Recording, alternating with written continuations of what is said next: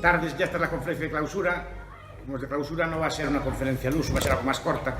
Y espero algunas preguntas y discusiones, que es lo que me gusta a mí. Pero va a ser algo más corta, porque la última ya estaría, es un acto así protocolario. Yo quería hablar, por lo menos reflexionar, más bien discutir con ustedes, después de hacer una breve introducción, qué futuro ven ustedes al estado de bienestar. Yo quería tocar el tema al hilo de estas. Esperé hasta el final, a ver, tenía varios temas propuestos, pero esperé al final a ver qué temas tocaba. Yo quería tocar el tema de mis compañeros, yo quería tocar el tema del estado del bienestar, qué futuro tiene, y si es una cosa también positiva o negativa, al hilo del debate que hubo por la mañana sobre el minarquismo. Ya que yo voy a hablar de ese tema, pero ya que lo hizo mejor Dani, pues me quedé yo con el tema del estado del bienestar. El estado del bienestar se vende como una como la cara amable del Estado. Digamos que los Estados, aparte de hacer sus funciones de extraer rentas, gobernar la población, etc., necesitan algún tipo de corte de legitimación. Esa legitimación se da de dos vías. Una a través de aparatos de legitimación, iglesias, universidades, y después se da a través de una especie de obra social. Eso lo hicieron siempre todas las religiones, todos los grupos políticos, incluso grupos terroristas así, siempre tienen algún tipo de labor legitimadora. Ustedes miran, por ejemplo, pues muchas guerrillas o grupos que hay por el mundo y ven que todos tienen algún tipo de asistencia social. Ven que muchas religiones o así tienen un grupo de asistencia social. El Estado también, los Estados, cuando hablo de Estado también hablo en el sentido que decía Dani a la persona. Las personas que gobiernan, para justificar su gobierno, necesitan pues de dar una cara amable, de decir que no solo son palos, que no solo son represiones o cosas, sino que también hacemos algo por el pueblo. De hecho, ustedes si van a discutir, cuando discuten con sus amigos en los bares o cuando discutimos en sede académica con los alumnos o discutimos en corros o cosas como el estilo, cuando lo primero que les sueltan, como sueltan y siempre sistemáticamente, si hacen ustedes, ¿quién va a pagar las pensiones? ¿Y quién atendería a los viejos? ¿Quién atendería a los enfermos? ¿Quién atendería a los discapacitados? Siempre, sistemáticamente, recurren a eso. Nadie, es raro que en un debate me digan, aunque la defensa teóricamente sea el mejor argumento, dice, ¿quién nos defendería? No es lo primero que se le ocurre a las personas. ¿Quién nos defendería de un ataque tal? ¿Quién nos defendería de los franceses si nos atacan? No es lo primero de los portugueses. No es lo primero que se ocurre a la gente. La gente dice, lo primero que salta es esto sistemáticamente. Entonces, quise hacer algún tipo de reflexión sobre esto. ¿Por qué se hace el estado de bienestar? ¿Qué consecuencias tiene? ¿Y cuál puede ser su futuro?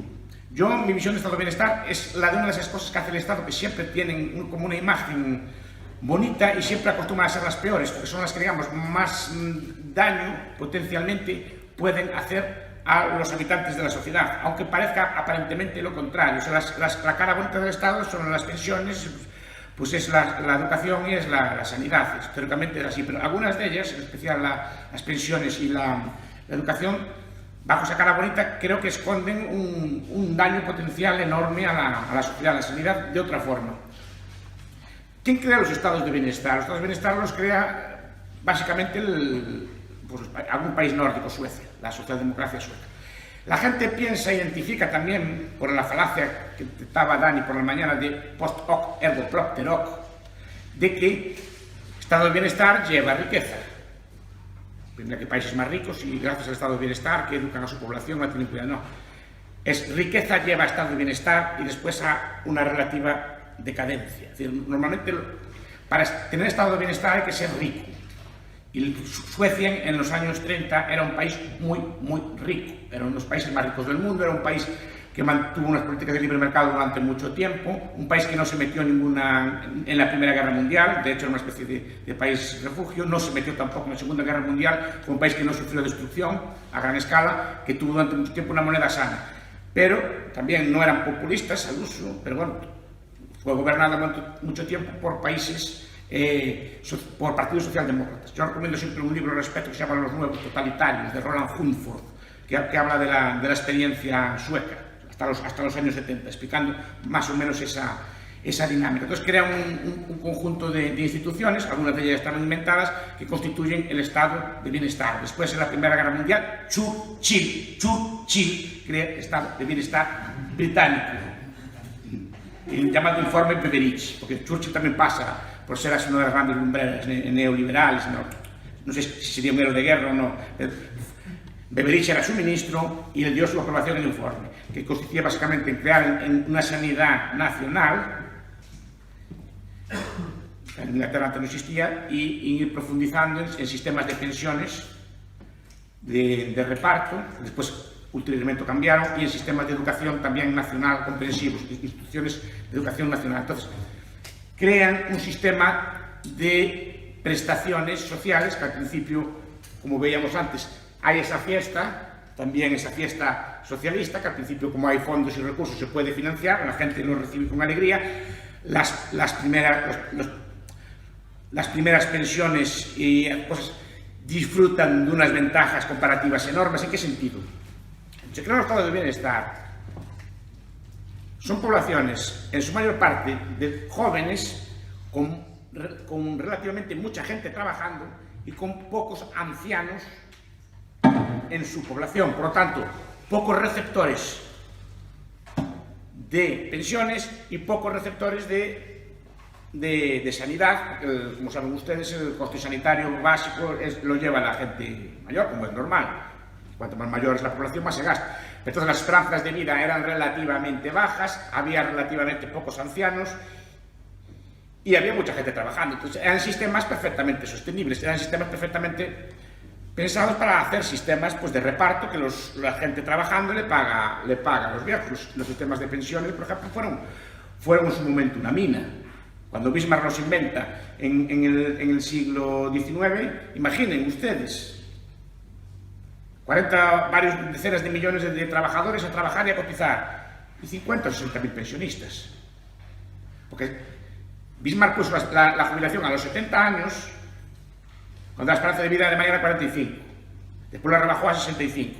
Pero la idea es esa: millones a pagar, pocos a cobrar. ¿Eso qué es? Impuesto.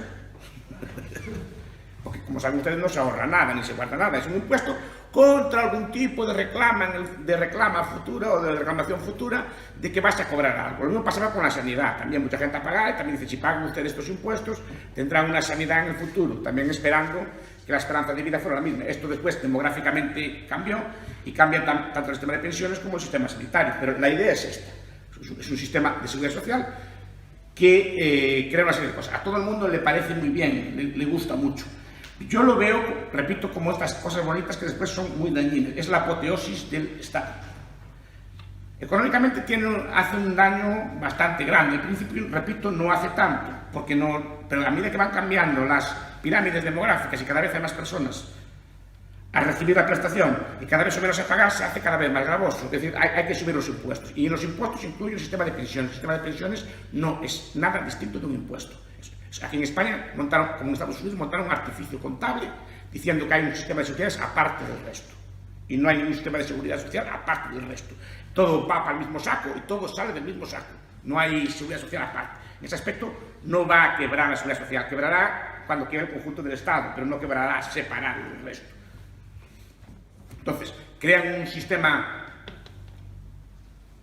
de seguridad social muy bonito que va aguantando. Después, ¿cuál es el problema? Claro, a medida que este problema se agrava, a medida que este problema, pues van reduciéndose el número de jóvenes, van reduciéndose el número de personas en edad de trabajar y incrementando cosas, el problema va gastando. Y eso requiere necesariamente algún tipo de subida de impuestos, o algún tipo de inflación, o algún tipo de deuda.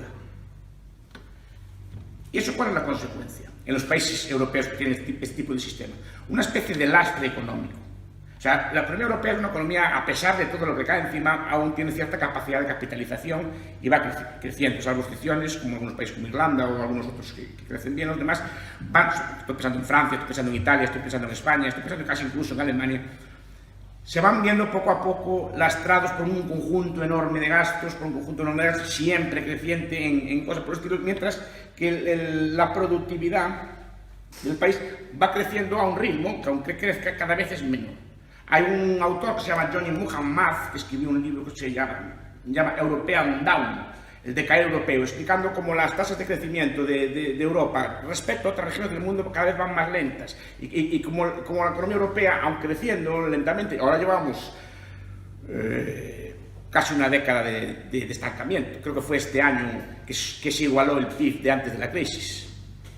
El PIB del 2007 creo que es igual a este año, se perdieron 8 o 9 años en el camino, pero los demás países del mundo no perdieron el tiempo, fueron creciendo. O sea, muchos países del mundo cada vez se aproximan más, son más dinámicos y crecen más. ¿Por qué? Porque no tienen, digamos, este lastre. Plantear sus sistemas de protección social de otra forma, en vez de plantearlo de forma estatal, porque el debate aquí no es sistemas de prestación. Obviamente hay que cuidar a los enfermos, obviamente hay que cuidar a los ancianos, pero el problema es porque tiene que ser el Estado el que lo haga. Es igual que cualquier otro bien y servicio. Es decir, obviamente todos queremos galletas, pero decimos, ¿por qué las galletas tiene que producirlas el Estado? Pues es que, como bien decíamos por la mañana, el principio es el mismo. Si el mercado es el mejor suministrador de servicios, o el mejor suministrador de bienes, también será el mejor suministrador de servicios de atención y de previsión para el futuro. Y así tiene que ser. Entonces, ese lastre lleva a que, por ejemplo, las empresas se vean sometidas a impuestos que lastran su competitividad, se hacen menos atractivas. No pierden su atractivo por completo, porque, repito, Europa tiene otros atractivos aparte de esto. Tenemos estabilidad política, más o menos, pues una mano de obra muy cualificada, una seriedad en los tratos, en el tiempo y en ciertos valores de ética del trabajo que no se van perdiendo. Entonces no decae de todo, pero sí que va decayendo lentamente. Eso es lo peor que puede pasar. Es como aquello de la rana que decían que la hierves y estas cosas así, ¿no? Que no se da cuenta. Entonces, ese es el problema, que es lento. Y no es un declive, es una cosita así que va poco a poco estancando, ¿no? Y es lo que dice Muhammad. Comparado con otras zonas, los países grandes de la Unión Europea están estancando, y otros países del mundo están creciendo más. Entonces, Europa está dejando de ser referente. Y el problema es que o cambias, o este tipo de problemas no vas a poder solucionarlos. Porque este tipo de problemas, por ejemplo, te causa pues, problemas de deuda pública. El problema de deuda pública no es las generaciones futuras. El problema de la deuda pública son las generaciones actuales. ¿Por qué lo estoy diciendo? Porque no se pueden consumir bienes futuros. Cuando estás financiando las pensiones, la sanidad, lo que sea, estás financiando con dinero de hoy, no con dinero de mañana. Estás consumiendo el ahorro de los ahorradores de hoy, de lo que tiene cada uno de ustedes en sus cuentas, gastándolo en bienes de protección social. Y ese ahorro, que podría ser usado en comprar una máquina nueva, en hacer un robot, en financiar una infraestructura, simplemente está transformando un gasto de inversión en un gasto de consumo, un gasto de inversión en un gasto de consumo. Estás haciendo un efecto de expulsión, estás expulsando buena parte de la capitalización de la sociedad cara a gastos de consumo, precisamente por no haberlo previsto en el pasado. Y lo que podría ser una cosa buena, porque los sistemas de previsión normalmente, como expliqué ayer, no solo son buenos, sino que capitalizan en las sociedades. No hay nada más capitalizador de una sociedad que el ahorro a largo plazo de una persona pensando en su jubilación. Porque es un ahorro a 40, 50 años, es un ahorro que puede financiar una infraestructura a muy largo plazo. No hay nada mejor que el ahorro pensado para atender los gastos de sanidad o de salud del futuro, porque están pensados a 20, 25, 30 años. Por lo tanto, son gastos que pueden financiar también estructuras de producción muy largas. Pues todo eso, por un cortoplacismo, se está sustituyendo día a día por gasto de consumo. Entonces, el problema de esto es impuestos altos, descapitalización de la sociedad, no total, obviamente, pero parcial sí. Porque todo esto que estamos gastando en ese tipo de bienes podría ser perfectamente usado en otro tipo de cosas. Y financiado de otra forma habría sido una cosa muy buena. Y tercero y principal, decae la preferencia temporal de las personas. Nunca me canso de citar al viejo James Bartholomew. Welfare State, we are in. El estado de bienestar, ya estamos en él. Es un libro precioso. Por desgracia creo que no hay traducción, pero es un libro precioso, un autor inglés, que creo que acaba de publicar una secuela, una segunda parte este año, explicando cómo el estado de bienestar hace que las personas alteren enormemente su preferencia temporal, cambien las costumbres, se vuelvan, digamos, gente despreocupada del futuro, gente que pasa a vivir al momento, gente que no se preocupa pues, por formarse, por ejemplo, no se preocupa por ahorrar, porque ya me darán, ¿por qué voy a ahorrar yo nada ahora? Es decir, ¿por qué no voy a gastar todo el dinero que tengo ahorrado esta tarde y tal? Rajoy y los zapateros me van a dar una paga.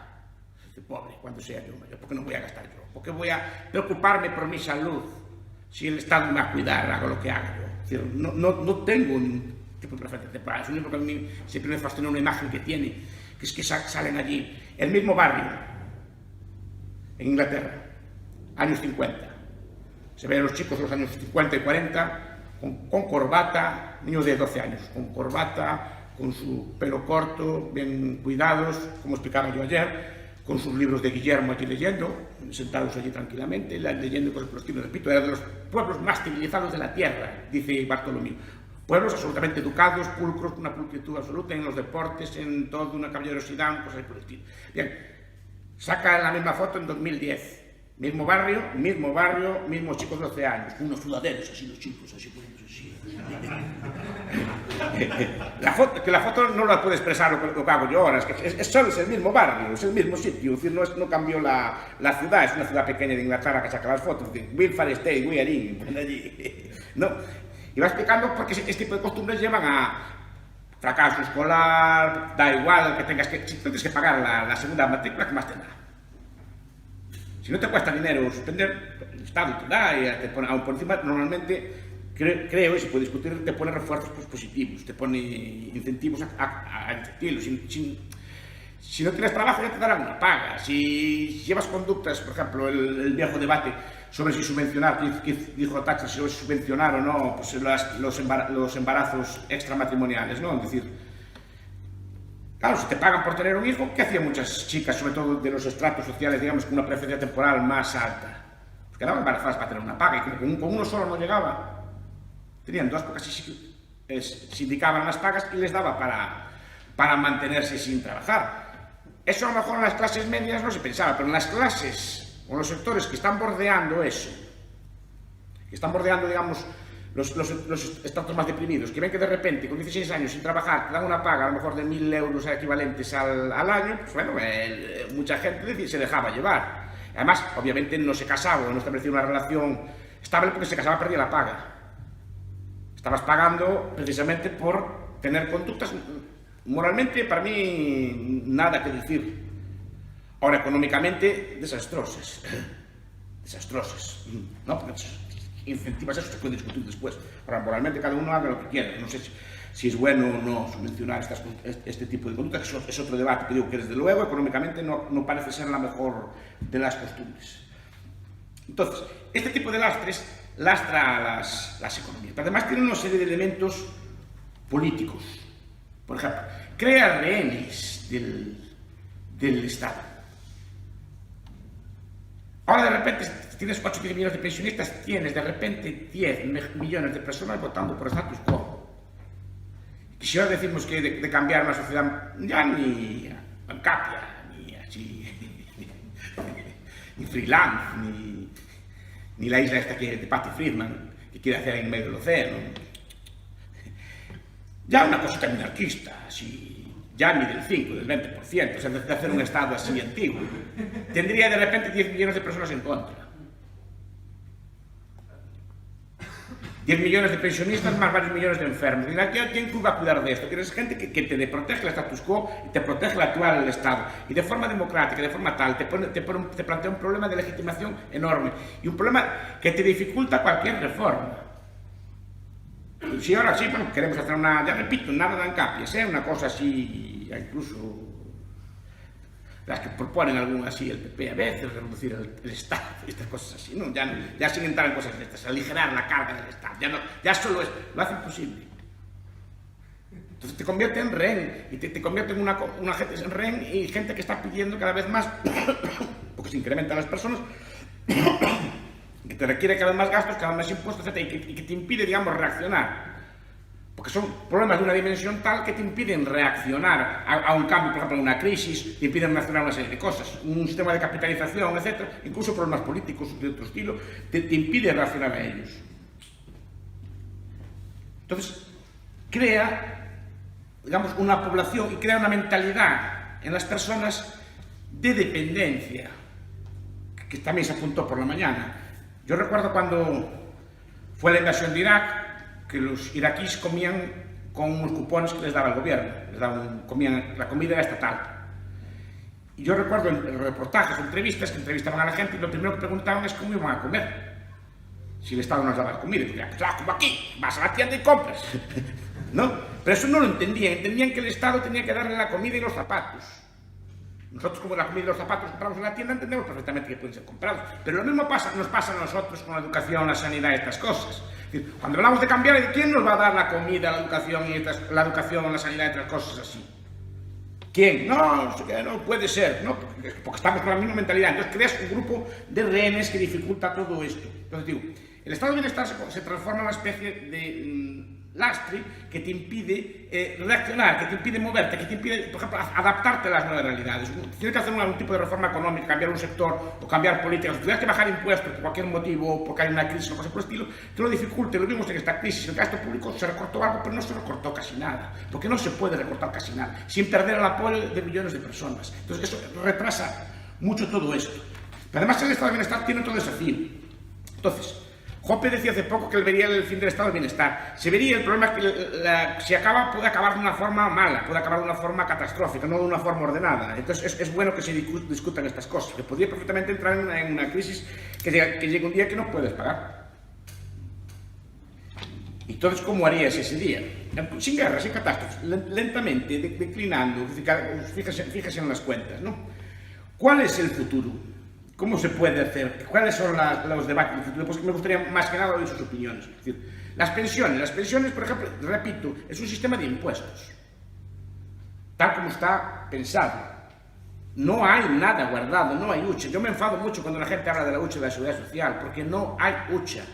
Es un artificio, está copiado del sistema americano, pero no lo digo yo, lo dice la secretaria del Tesoro americano en un paper en 1990, si no me equivoco, en 1990 o 2000, que se lo doy a quien quiera. Que dice, mire, esto es un invento que hicimos nosotros contable, por el cual yo tengo una cantidad de dinero. Esa cantidad de dinero creo una cosa que le llamo Fondo de Reserva de la Seguridad Social. Esto lo inventó Roosevelt. A ese Fondo de la Seguridad Social le doy ese dinero. Ese Fondo de Reserva de la Seguridad Social, ¿qué compra con ese dinero? Entonces ese mismo dinero vuelve a las manos del Estado y el Estado lo gasta. ¿Qué tiene el Fondo de Reserva? Unos títulos de deuda contra la deuda pública. Si el gobierno necesita dinero, ¿qué hace? ¿Qué es lo que vende del fondo? ¿Qué es lo que tiene dentro? Entonces, ¿qué hace? Vende deuda pública al mercado exactamente igual que creando deuda nueva. Vive de la deuda. Pero exactamente igual que se emite deuda nueva. Efectos contables no, porque ya es deuda emitida. Pero efectos reales es lo mismo. Es un artificio contable, yo no lo digo yo. O sea, parece que es una cosa así de un loco que está diciendo otras cosas. Lo dice la secretaria del Tesoro americano. Es una cosa que no hay nada en términos reales. Hay la capacidad de deuda que tengas en el futuro. Entonces, no hay nada. Entonces, ¿cómo se financian las pensiones? Con impuestos como se financiaron siempre. Cuando nos dicen es que en la población hay un cambio demográfico, que la gente vive más años, que la gente se incorpora más tarde al trabajo, que hay menos jóvenes, no es porque afecta al sistema de pensiones, es porque afecta a la masa tributaria global, afecta al sistema de recaudación total. Si hay menos gente a trabajar, el Estado recauda menos, sea para pensiones, sea para sanidad, o sea para gastarlo en infraestructuras, o gastarlo en el submarino este que no flota. No hablo de broma tampoco, ¿eh? Si la gente se incorpora más tarde a trabajar, también son 10 años que esa persona no está produciendo y por tanto no está produciendo impuestos para pagar el submarino. No es que afecta a las pensiones, es que afecta a todo el sistema.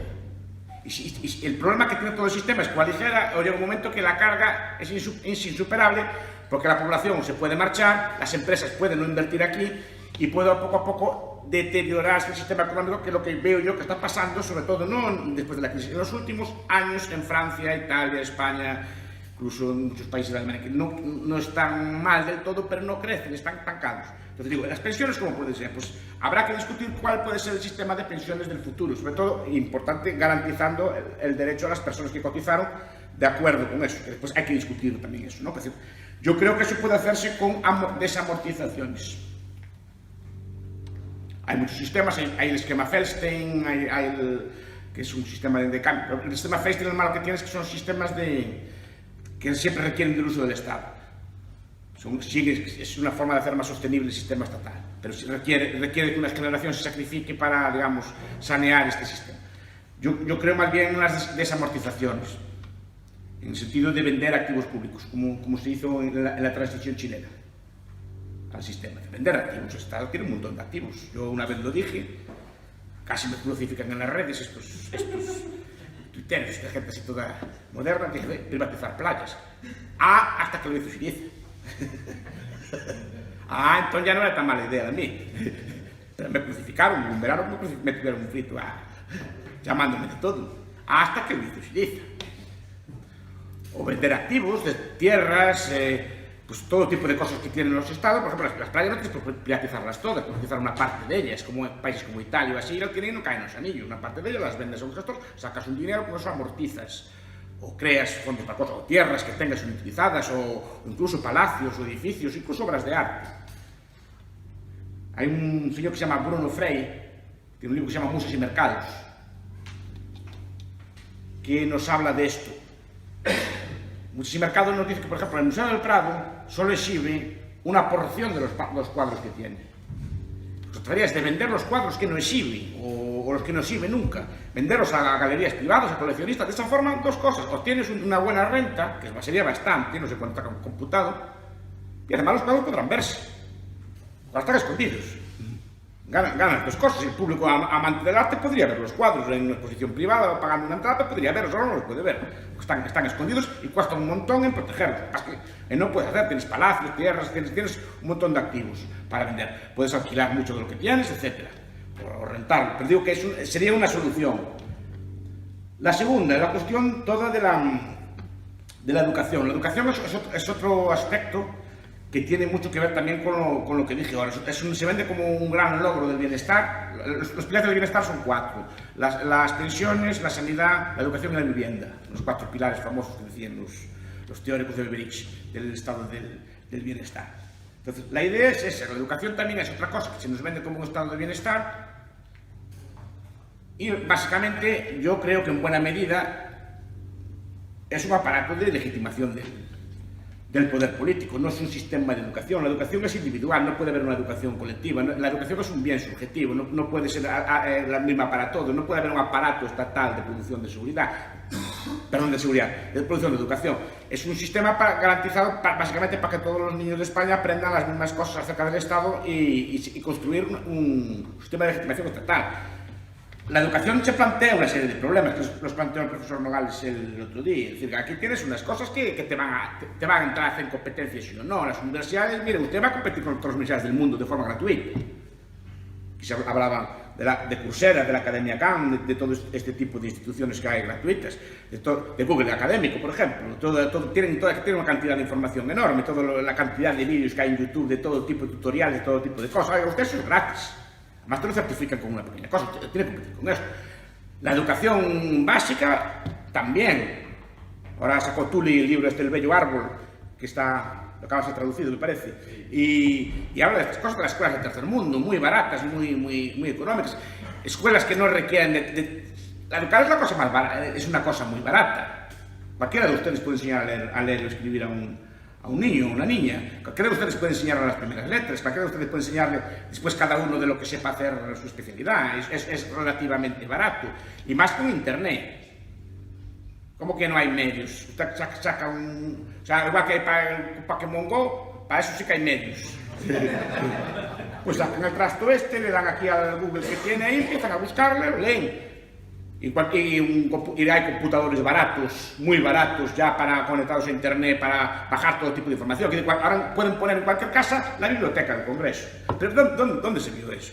Con tutoriales por Internet, con profesores muy baratos, como que es caro el causa. Con eso va a tener que competir usted, por mucho que lo esfuerce.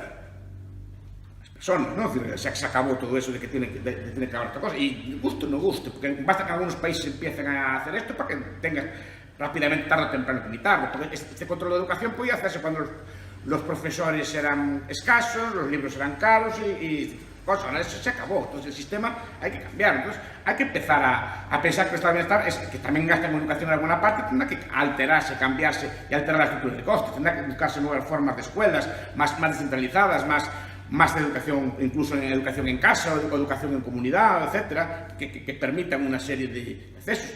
Que la regulación sea hecha, por ejemplo, a través de las propias facultades o a través de las propias cosas, y que en vez de haber exámenes de estado, pues que, por ejemplo, yo quiero estudiar para mecánica, que me pidan una serie de cursos previos de mecánica, digo, a nivel profesional, y que haya academias específicas con un título para este tipo de cosas, y que se vayan, digamos, creando o haciendo pluralidades de currículos. No creo que el sistema de currículum único pueda funcionar. Lo mismo pasará con la sanidad. La sanidad, que es una cosa que podría haber sido financiada muy bien de forma privada a través de sistemas de seguros, a través de una serie de cosas, sobre todo a través... La sanidad es una cosa que es cara, dice todo el mundo que es cara, porque se hace cara. Se hace que sea cara. Hablamos del sistema americano, hablamos del sistema español, que es más barato. Tenemos revoluciones en el mundo y no están viniendo de Europa. Las revoluciones en la educación están viniendo de la India. Los hospitales SETI, si alguien los conoce.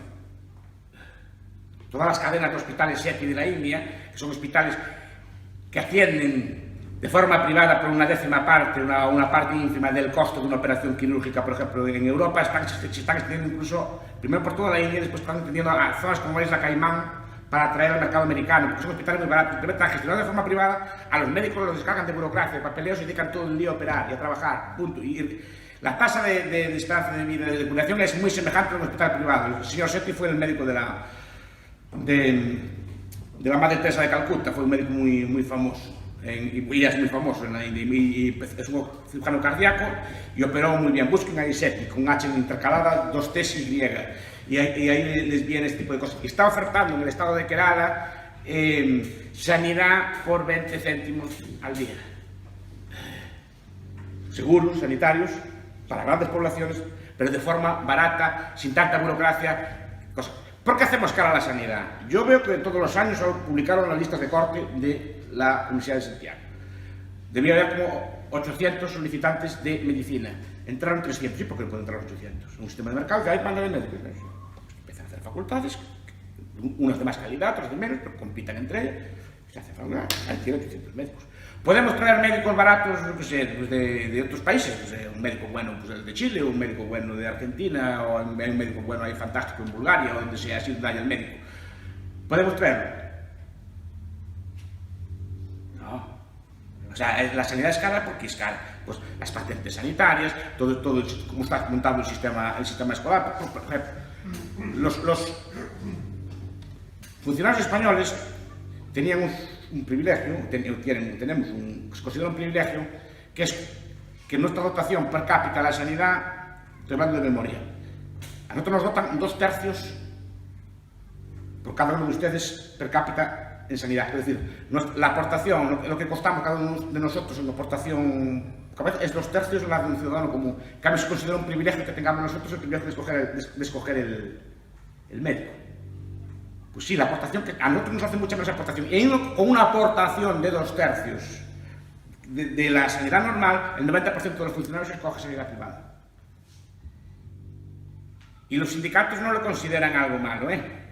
Los sindicatos nuestros, incluso los de izquierda, defienden eso. ¿Por qué? Porque incluso a un sistema estatalizado de licencias, etc., la sanidad privada española es mucho más barata que la pública.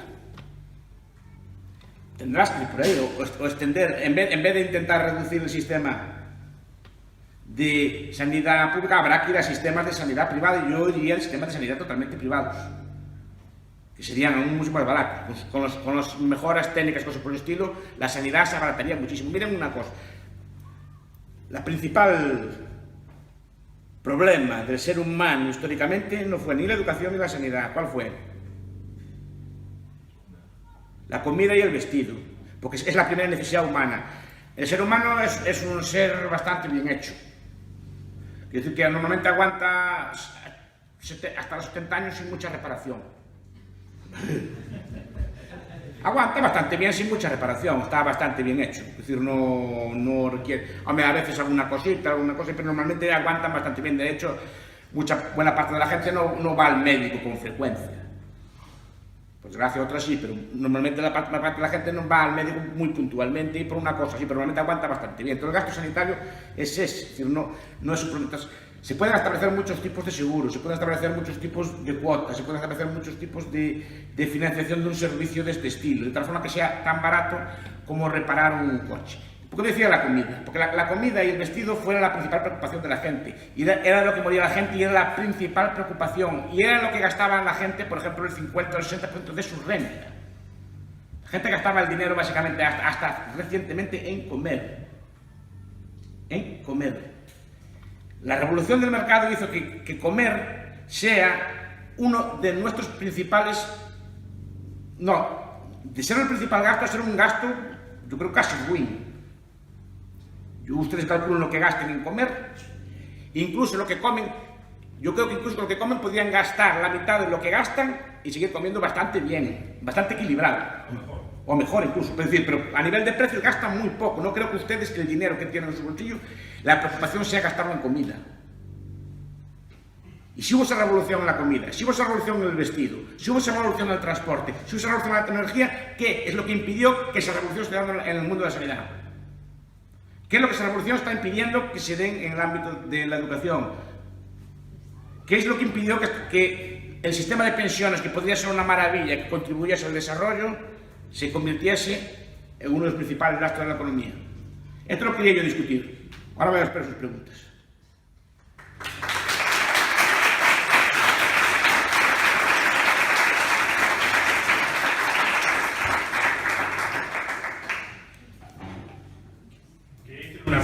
Una de las cosas que se podían vender, una de las cosas que se podían vender eran todas las comisarías de policía, ¿no? Porque sí, no sirven donde están, no sirven para nada. O sea, ni hacen su función y están en el centro de la ciudad. Los que de Madrid, Canillas es algo espectacular. En lo que es la operación campamentos, hay montones de propiedades del Estado que ya no sirven para nada y que se podían hacer, por ejemplo, la comisaría de policía, se podían hacer nuevas comisarías fuera de las ciudades, más útiles para los retos del siglo XXI. No, edificios hay mucho. Por ejemplo, las universidades, estoy pensando en la mía, ahora ya está hecha, no lo vas a meter. Pero cuando se hace en el centro de la ciudad, un terreno carísimo, y yo creo, en mi modesta opinión, cuando yo voy a universidades privadas, con un mal gasto de espacio enorme en el centro de las ciudades. En el centro de las ciudades. Porque, es decir, las aulas, a mi entender, se podrían utilizar mejor, porque a veces tenemos aulas enormes, pues semivacías, se podían con cortinas o así, pues aprovecharlas para en la misma aula. Si fuera una empresa seguro que lo hacía. Cuando yo voy a universidades privadas, tipo Francisco Marroquín, veo que allí el espacio se aprovecha de maravilla. Se aprovecha desde las 8 de la mañana hasta las 10 de la noche, dándole cursos a colectivos distintos, en horarios distintos, intenta aprovechar todo el espacio. Nosotros, en cambio, tenemos espacios enormes, por ejemplo, por las tardes no se usan. Facultad de Periodismo, por ejemplo. Facultad preciosa, es una facultad de premio, premiada así de mucho diseño, pero enorme, en el centro de una ciudad que por la tarde no se usa, que no hay turno de tarde. Tú lo sabes bien también. Es decir, eso a una empresa privada se le ocurriría. Una empresa privada, si montara una universidad, intentaría montarla en un sitio más barato, con fácil aparcamiento, a lo mejor en las afueras de las ciudades, o haría una permuta de esos terrenos por otros. O esas comisarías, esos edificios administrativos que hay, pensados para otras realidades, que podían perfectamente deslocalizarse, algunos no, pero otros sí. Ejemplo, es decir, ¿no? Entonces, ese tipo de cosas sí que se podrían. Los terrenos del Estado siempre son los mejores de las ciudades, se fijan. Siempre marcan ellos el centro, es que el centro no es que esté la comisaría en el centro, es que el centro lo marca el edificio estatal. Sí que hay muchas ideas. Estoy dando ideas de decir cómo se podría hacer eso. Por lo menos, obviamente no se va a hacer mañana, no va a llamar mañana, como dice, no va a decir mañana, Montoro tiene usted razón, vamos a desmantelar el sistema. Pero hay que empezar a discutirlo. Por lo menos digan que no tenemos alternativa. Podemos empezar a discutirlas ya desde ya. Yo quería preguntarle, a ver si me relaciona, porque usted habla también de aristocracias naturales, de ídolos que seguía la gente, y creo que la diferencia... No soy yo ese es Hoppe más bien. Entre los jóvenes de los años 50, que seguían un ideal de hombre que se hacía a sí mismo, y los de hoy que andan así, que siguen un ideal de hombre que gana el dinero fácil y lo gasta fácil. Si eso está relacionado con el auge del estado de bienestar y de que este se mantenga y de que siga la ideología de que me mantengan y no de yo ganar mi dinero y hacerme a mí mismo. Sí, es una tesis de un que se llama Thomas Alexander Smith, un libro que se llama Time and Public Policy, y un libro precioso que es el de Banfield, que se llama La ciudad en discusión, que habla de este tipo de políticas urbanas. La idea es que este tipo de políticas de estado de bienestar afecta a la preferencia temporal de las personas y consigue que las personas, en vez de pensar a largo plazo, pasen a pensar a corto plazo, pasen de pensar en ahorrar a la jubilación y de pensar en el futuro. Bueno, tengo dinero, vamos a gastarlo, vamos a quemarlo. ¿Y por qué? Si lo quemo, ¿qué más da?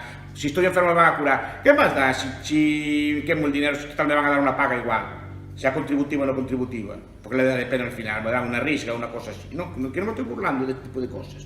Estoy diciendo que al final la mentalidad es esta.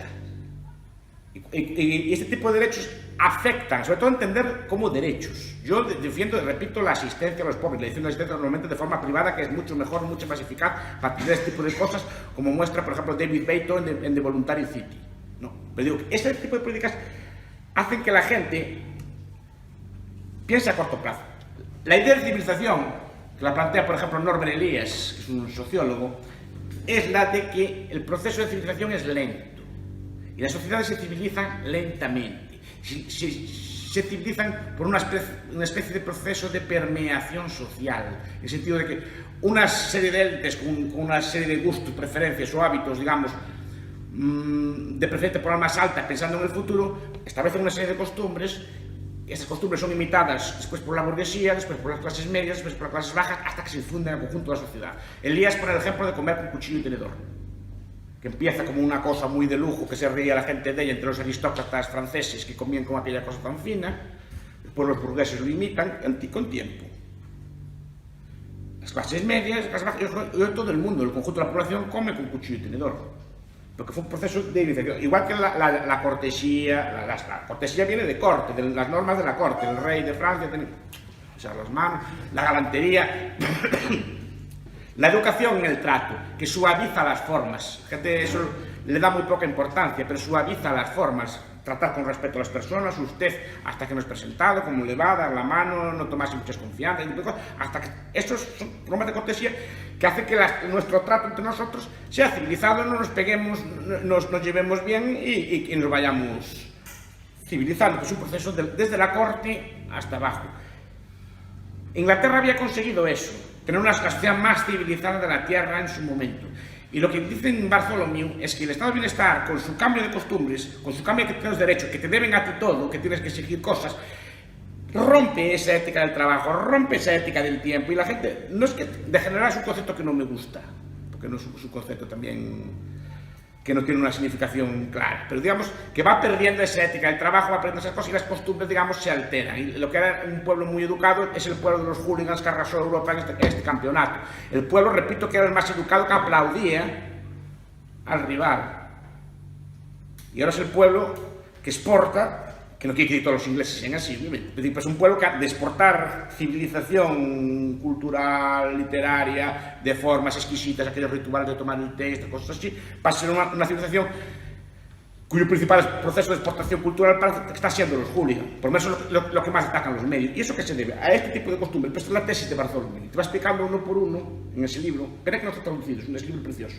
Uno por uno, todas las políticas y cómo todas ellas van alterando. Por ejemplo, la sanidad pública rompe las familias. A los ancianos, en vez de cuidar a nuestros hijos, a la sanidad pública, cuiden de ellos. Es decir, rompe las familias. Los niños, que los cuide la guardería del Estado. Es decir, no, te van rompiendo todas las lealtades, todas las cosas, las preferencias temporales, y creas una sociedad de este estilo.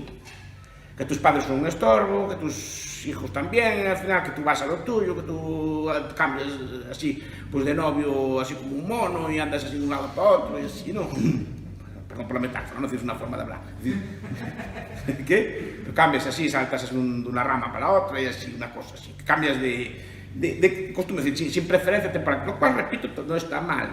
Allá cada uno. No es malo ni bueno, tampoco es bueno. Igual que no es malo, tampoco es bueno. Eso es una cosa de la mente de cada persona. Pero tiene estas consecuencias, todas. Porque los padres dejas embarazada antes, en los tiempos que yo era pequeño, así, pues estaba mal visto, pues dejaba embarazada a una chica y abandonarla, se entendía que o bien te casabas y si no querías, pues te hacías cargo de la criatura, tiras con ellos, más y todo, yo no sé quién fue, no me explico, no. Es una cosa que se pierde el tiempo. La gente no se responsabiliza de sus cosas, ya otros se responsabilizarán, no es problema tuyo. Antes era problema tuyo, si hacías una cosa de eso era problema tuyo. Ahora es el Estado que cuide o que le dé a los ancianos, que los lleven para un asilo, que les cuide la seguridad social. Repito, son valoraciones morales que no tienen bien, te digo que tienen consecuencias. Tienen consecuencias sobre el tiempo, sobre la capitalización, sobre el ahorro, sobre otras cosas todas. Y se pierden los valores que, digamos, dieron lugar a esta civilización. La valoración moral, a lo mejor hay gente, pues yo quiero acabar con la civilización, también está en su derecho. Pero si los que no queremos, tenemos que meditar sobre estas cosas, nada más. Diga. Con la sanidad privada y la sanidad pública actual, Yo tengo medio pastel, porque hay muchos médicos con los que hablo y todos me juran y perjuran que tenemos la sanidad pública de la repera. Y me dicen que, bueno, lo típico, que si quieres ir a la seguridad privada puedes. Dos cosas. Uno, yo no puedo renunciar a la pública, la pagan. Y después la seguridad privada no la veo, porque lo que me comenta muchos médicos es que sí, van a la seguridad privada, pero es... Seguridad o sanidad, no hable de sanidad. A la sanidad privada, porque tienes habitación particular, pero al final las operaciones y todo van a la pública. Y lo único que están haciendo es sacar el dinero a la gente. Y yo lo que digo, si el Estado tiene el monopolio de la sanidad, porque te obligan a pagarla, es muy difícil que surja la sanidad privada, a no ser que colapse la pública. Entonces, no sé si es que yo estoy confundido y realmente tenemos una sanidad tan buena. A ver, la sanidad española también, pues entre las sanidades públicas hay niveles. Creo que la española es mejor que la británica, por ejemplo. Eso no me cabe duda. La atención no creo que sea mala. Lo que pasa es que la atención se paga en tiempos de espera, que es un coste que tiene la sanidad que muchas veces no se computa. Solo dicen, llego al médico, me atienden gratis, pero no te dicen cuándo te van a atender. Y buena parte de la atención sanitaria no es solo la atención, sino cuándo. Es decir, que muchas enfermedades, muchas vidas se podrían salvar, unas cuantas, no sé cuántos, había unos datos de esos, simplemente por muchas personas, digamos, empeoraron su salud por retrasos en la atención, y eso hay que computarlo, que muchas veces no se computa. Y el problema de las cosas gratuitas son los costes de atención, que la sanidad privada no tiene, porque en Estados Unidos no hay lista de espera. Ahora, ¿cómo podría ser financiado? Tendría que usted que tocar. El problema, claro, usted, por ejemplo, no sé si está jubilado o trabaja. Está como una trampa. Porque, claro, las personas de mediana edad como yo, por ejemplo, claro, metes en un seguro privado ya no te quieren. Pues ya me vendieron el cuento de la sanidad privada. Ahora es muy difícil la reinserción. Entonces yo soy una especie de rehén también. Pues no pude planificar mi sistema de sanidad como sería de una forma correcta, que sería también como un sistema de pensiones, parte capitalización, por ejemplo, con sistemas de seguros solo, se puede modular el mercado ahí, tiene una cantidad de ofertas enorme. Si lo deja funcionar. Tiene desde seguros todo cubierto, si usted es muy rico y tiene mucho miedo a la sanidad, cosas por el estilo. Lo ideal es que pague usted el servicio al contado en el mercado como cualquier otro bien, como cuando van a reparar el coche. La mayor parte del gasto sanitario no es lo que piensa todo el mundo en trasplantes y de hígado, una cosa complicadísima. La mayor parte del gasto sanitario son las gripes, los gastos cotidianos, de eso es lo que gasta la sanidad española, los gastos crónicos, digamos, no son los grandes gastos. Eso lo tiene un porcentaje de la población, pero no lo tiene toda la población. Entonces, ese tipo de gastos, lo ideal es que lo pague el mercado y lo pague donde sea más barato. Rápidamente aparecería competencia. Y deja traer médicos, que por ejemplo, no es lo mismo una operación a corazón abierto que me inyesen o me desinyesen, porque tengo que ir al mejor médico de España para que me desinyese. No vale un médico recién licenciado, a lo mejor traído del Perú, o traído de Argentina, o traído de Portugal, o traído de Francia, donde fuera más barato, pues para desinyesarme que me vale un enfermero, a lo mejor. ¿Qué es lo que hacen los hospitales?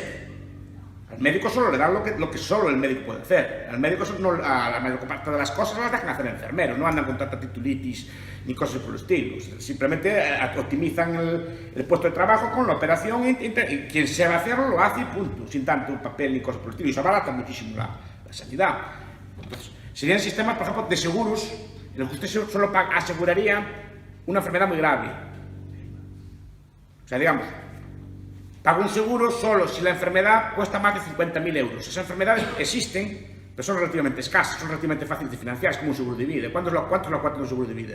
Pues ustedes calculan, más o menos, yo no sé, 300, 400, 500 euros al año, asegurando un seguro de vida, un capital, pues de una suma que equivalga a ese tipo de cosas. Eso es relativamente barato de financiar. Y después las enfermedades que usted pueda asumir por sus medios, las paga usted o las paga de alguna forma, digamos, las enfermedades que cuestan dinero, pero que no lo arruinarían a usted, mejor que las pague usted, porque puede así negociar precios entre los distintos médicos.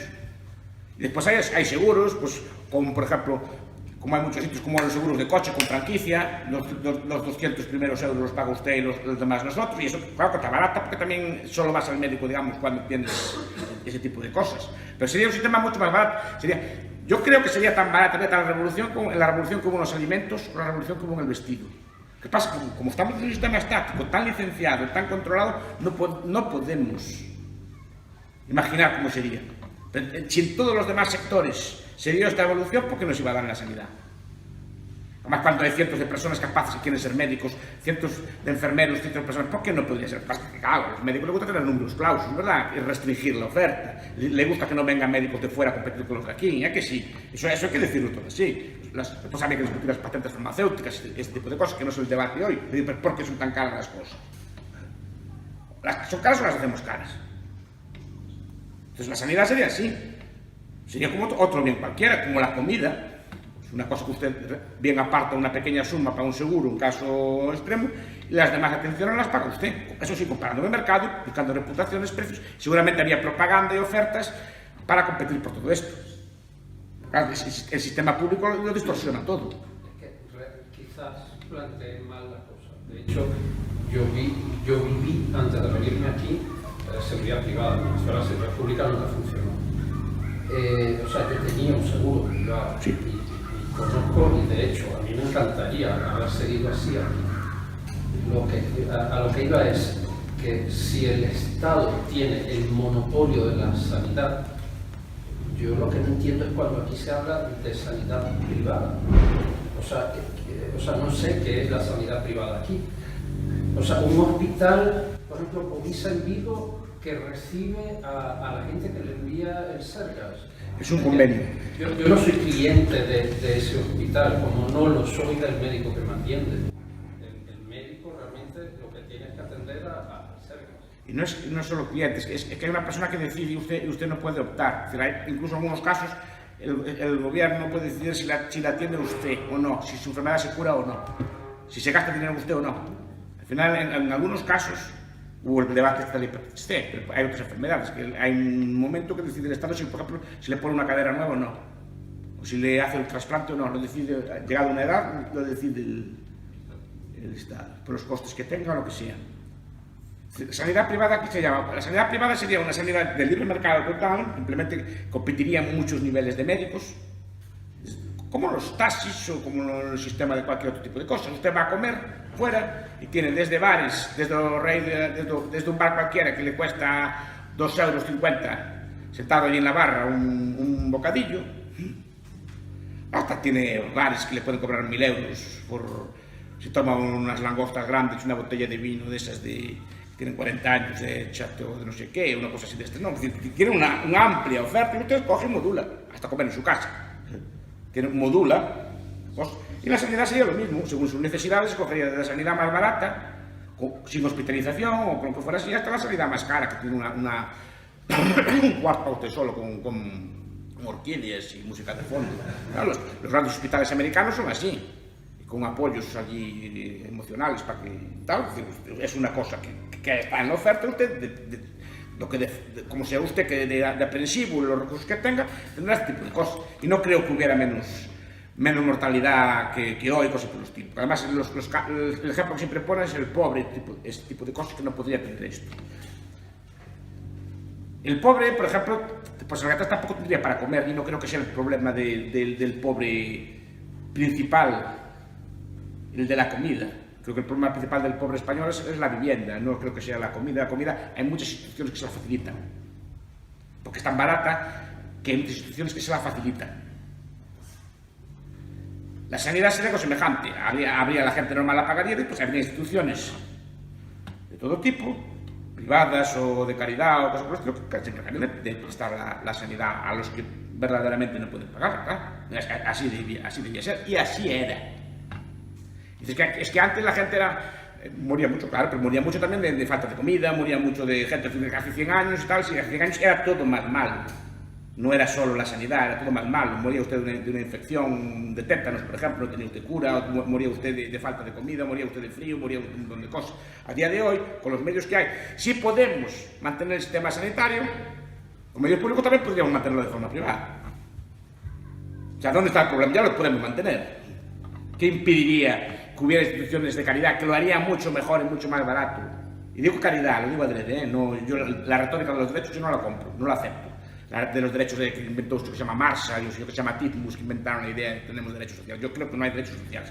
Yo creo que hay cierta obligación moral de atender al pobre. Pero no es que el pobre tenga un derecho. Yo tengo una obligación de ayudarlo, pero él no tiene derecho contra mí, que es muy distinto. Entonces, la idea es esa. Sería enormemente barata. Y creo que es un tema para desarrollar e investigar. Y de hecho, muchos países del mundo no tienen atención, porque el ejemplo de Singapur que se planteaba, que se discutía esta mañana, etc. Hay muchos sistemas sanitarios que no tienen, que funcionan de forma privada y funcionan con esperanzas de vida muy superior a la nuestra. Singapur es un ejemplo. No tiene peores desempeños que los nuestros. Y repito, la revolución no está viniendo de Europa. La revolución va a venir de la India, de donde menos lo esperamos. Y esto nadie lo estudia, pero va a venir de ahí. Y cuando veamos los hospitales de la India que prestan sanidad a una 10ª parte del valor de los nuestros, empezamos a cuestionarnos muchas cosas, porque eso sí que se empieza a ser insostenible para nosotros, no porque no podamos pagarlo, sino porque los demás países van a producir a mejores costes que nosotros, van a estar mejor atendidos, van a mejor hasta que nosotros espabilemos y atendamos, no nos quedará otra, hasta que los sistemas, digamos, de bienestar nuestros se vayan lentamente desmantelando por pura competencia. Igual que abandonamos los móviles cuando vemos que aparecen unos móviles nuevos en otros sitios y rápidamente los queremos. Mira el Pokémon GO, por ejemplo, que rápido lo bajan. Y de forma pirata. Que no era legal, ya la gente fue corriendo a bajarlo. Es decir, para eso somos muy listos. Esas innovaciones también se van a adoptar en las demás cosas. Cuando veamos que la sanidad, la educación en otros países funciona con academias, funciona con este tipo de cosas, funciona con sistemas educativos baratos, o seguimos con la cosa anquilosada, hacemos como Cuba. Para no modernizarse no tiene internet. ¿Y qué le pasa? Cae para abajo. O aceptamos la innovación y competimos o desmantelamos. Y es bueno que vayamos aceptando estas cosas, por lo menos discutiéndolas, que sabiendo que están ahí. Muchas gracias, profesor Bastos. Varias cosillas. Quisiera hacer una pregunta. Mi mujer es médico en la sanidad pública, mi padre es médico en la sanidad pública de Portugal. Y una de las cosas que me dicen ya que el 80% de las urgencias no lo son. ¿Usted estaría a favor a corto plazo? O a largo plazo obviamente ya me diría que, bueno, a corto también, claro, privatización total y de la sanidad, pero para la actual situación en la que estamos, ¿usted estaría de acuerdo con el copago sanitario? Punto 1. Punto 2. Con respecto a las pensiones, ¿cómo ve las pensiones en el futuro? No me refiero a las pensiones públicas, que creo que son insostenibles, es evidente, sino que cuál cree que va a ser la respuesta del gobierno, ¿no?, de este o de futuros, financiarla con más impuestos, con mayor carga de impuestos, que sería en mi opinión la peor, o pasaríamos a un sistema como por ejemplo el chileno. Muchas gracias. El tema chileno tampoco me gusta mucho, vamos a ver. Perdone, y luego con respecto también a la sanidad, con los tres temas, en Singapur, que acaba de dar, la educación es completamente pública. Dije la sanidad, no la educación. La educación en Singapur tengo entendido que es pública. Sí, pero dije la sanidad. Sí, no, pero también esta es la tercera, por eso, pensiones... No es que sea, en Singapur no es que sea pública, es un sistema semi, que pasa que es más flexible que el español. Y tiene unos resultados mejores. Mejores, sí. Quiero decir que para cuando nos decimos que la sanidad, eso que he discutido con muchos socialdemócratas, es que la educación finlandesa, que es pública, es muy buena y la de Singapur es muy buena, etcétera. Sí. Es decir, que no hace falta privatizar que yo estoy de acuerdo en privatizarla, cuidado, para obtener mejores resultados. Gracias. Yo creo que sí que se podría privatizar y los resultados serían mucho mejores porque se modularía el producto a la demanda del alumno y se darían servicios de acuerdo con la que la gente realmente demande. Porque el sistema educativo público no está pensado para educar a la gente. Es que ese es el problema. No se puede educar a la gente con un sistema educativo en que todos aprenden lo mismo. El sistema educativo tiene que ser individualizado, cada persona aprenda a su ritmo y sus cosas. Eso sería lo ideal. Y debería ser una combinación de escuelas o academias, prefiero la academia que la escuela, de formación específica, combinado con actividades a las que el niño vaya, combinada con la educación en la casa, combinado con tipo de cosas. Pero yo creo que el Estado ahí no debería pintar nada, o sea, en la hora de educar. Igual que los padres no hace falta una ley de comida obligatoria para que den de comer a los niños, yo creo que tampoco hace falta una ley de educación obligatoria para que les den de comer, ni tampoco hay una ley de vestido obligatorio para los niños. Es decir, los padres creo que son suficientemente inteligentes como para dar este tipo de cosas. Además, se plantea otro problema. Si los padres son tan burros que no mandan a los niños a la escuela, en cambio esos padres tan burros votan sobre la política nuclear, votan sobre la referéndum de la Unión Europea, votan en cambio sobre la política monetaria de Draghi. Justamente con el principio de representación, así debería ser, ¿no? Bien, copago, estoy en contra del copago porque todo sería pago. O sea, no habría copago, habría todo pago. Solo que podría pagar bien directamente, como repito, como usted cuando tiene el coche averiado, ¿cómo hace? ¿Hace un copago o va usted al taller que tiene de confianza más barato? ¿Cómo hace usted? ¿Qué? Lo segundo, mira en internet, pregunta a los amigos o tiene un taller, va allí. Y eso es lo normal, para una avería menor. Pues para una avería mayor puede usted establecer un seguro para averías mayores solo. Y ese seguro, digo que es bastante barato, solo para eso. Entonces, sería copago. Pues habría toda una plétora de productos de sanidad, educación, de todos los niveles. Y repito, igual que para comer. No tiene una oferta inmensa ahora, si quiere ir a comer, ahora sale de aquí que vamos a comer. Tiene desde ir ahí al Mercadona que tenía al lado a comprar. Comprar un bocadillo de los que hay aquí, hasta ir al restaurante más caro que hay en Santiago y pedir la botella más cara que tenga. ¿Tiene allí o no? Y traiga las langostas grandes y traiga las cigalas del 15. No, una cosa así. ¿Tiene esa opción o no? Y usted opta. Igual que para vestir, puede vestir desde un saco.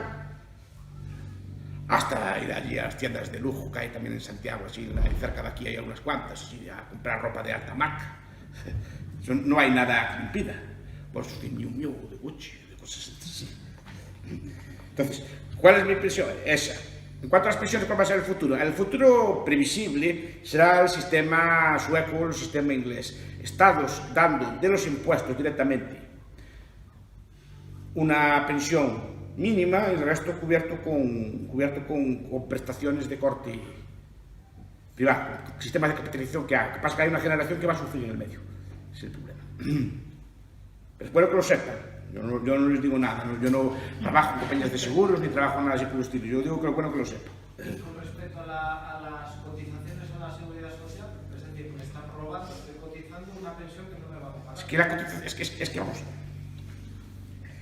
Usted paga un impuesto al trabajo y lo paga usted. El patrón no le paga nada a usted. Eso es bueno que lo sepa. Bueno, en su caso el patrón es el Estado. Pero el patrón no le paga nada a usted. Eso solo detrae directamente del sueldo. El patrón cuando hace el cálculo del salario lo hace a nivel global. Dice, tengo que pagar tanto la seguridad social, pues lo quito del sueldo. Tengo que pagar tanto de impuesto de tal. Se lo van quitando uno por uno. Le van quitando los parte. Pero el salario es que cobra usted, ya le quitaron todo eso. Entonces, ese impuesto al trabajo a usted no le da derecho ninguno. ¿Usted a qué tiene derecho? A ver, díganme. Yo sé que llevo... ¿A qué tiene derecho usted? Tiene derecho, lo que dice la ley, la Constitución, que tiene derecho a una pensión. Ni cuánto, ni cuándo sabe lo que va a cobrar. ¿Por qué? ¿Cuánto va a cobrar usted? Lo que decidan sus nietos en su momento. Lo que decida el Montoro o el de turno en ese momento y decidirá las pensiones este año van a ser tantas. ¿Qué hace para maquillar? Miles de trucos son. La última reforma entre Zapatero y Rajoy bajaron las pensiones, de hecho, las suyas y las mías un 35%, sin oír un ruido. ¿Por qué? Pues haciéndolo de mil formas, ampliando la cotización a toda la vida laboral, aplicando unos criterios de sostenibilidad. Solo retrasarla 2 años implicará bajársela un 10. ¿Saben por qué? Porque la esperanza de vida desde que se jubila un español son 20 años desde que se jubila, 65, 85 años, o sea, cobra 20 años. Si se la retrasan 2 años, ¿cuánto reduce la pensión? Un 10%, solo con eso. Después, con más trucos, coeficientes de sostenibilidad, hay una serie de cosas que juegan con la ingeniería financiera. Las tasas de revalorización son de 0,25 al año, pero con una esperanza de inflación de 2. O sea, en el cálculo a largo plazo. Este año le salió mal, pero normalmente la esperanza de inflación es revalorización 0,25, salvo un criterio muy extraño, tasa de inflación 2. Eso quiere decir una rebaja de 1,75 al año. a interés compuesto, que aquí algunos lo saben hacer. ¿Cuánto es eso a 30 años? ¿Qué? Y sin un giro. Queda la pensión a la mitad a 30 años, sí. En términos reales, claro, en términos nominales no baja. Esa es la expectativa que hace, pero ya están ideando cosas nuevas. Por ejemplo, destopar la cotización. Es decir, ustedes cotizan hasta un tope, por quitarle el tope, cotizan en relación a lo que cobran, pero van a cobrar siempre lo máximo. O bajar la pensión máxima. Hay mil formas de hacerlo sin que la gente proteste. Pero la idea será una pensión pequeñita, como de subsistencia, como las que hay en los países nórdicos, y el resto lo tendría que complementar usted a lo largo de su vida laboral. Lo que pasa es que nosotros, los de edad media, ya no estábamos avisados. Vamos a cobrar una pensión mala, además con unas cosas peores, porque estamos en la generación, yo estoy en generación baby boom pura, o sea, como yo, hay un montón de millones de españoles y españolas, y como yo, hay un montón de relativamente muy pocos jóvenes. ¿Saben por qué? Porque los jóvenes que tienen que pagar otra pensión ya no nacieron. O sea, ya no están, ya no se pueden hacer. Los que me tocan a mí, los que tocan a los más jóvenes sí, aún pueden hacer. Pero los que me tocan a mí, los que me tendrían que sostener a mí ya no nacieron.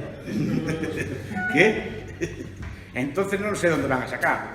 Entonces el futuro es este. Habría que hacer algún tipo de transición a un sistema de capitalización. El problema es este, cómo financiar las pensiones de los que ya están. Tienen que capitalizarlo de alguna forma, o vendiendo activos o haciendo alguna cosa de ese estilo. Pero digo, yo veo la salida principal por ese tipo de medidas. Muy impopulares, no las van a aprobar, pero como no les queda otro remedio, van a tener que hacerlas. Pero es bueno que ustedes lo sepan estas cosas. Pero no es que debatan. Pero cuanto más tarde se haga, peor va a ser. Peor va a ser, claro. Entonces, claro, es que esto es... Es lo que trato de avisar, pero no es... Usted que es joven, tome medidas. Ya hace tiempo que tomamos medidas. Bueno, pues un placer, conferencia de clausura. Después Noemí, daremos los diplomas, creo que en la cena, ¿no? Nos iba a hacer algún aviso ahí. Muchas gracias por todo, muchas gracias por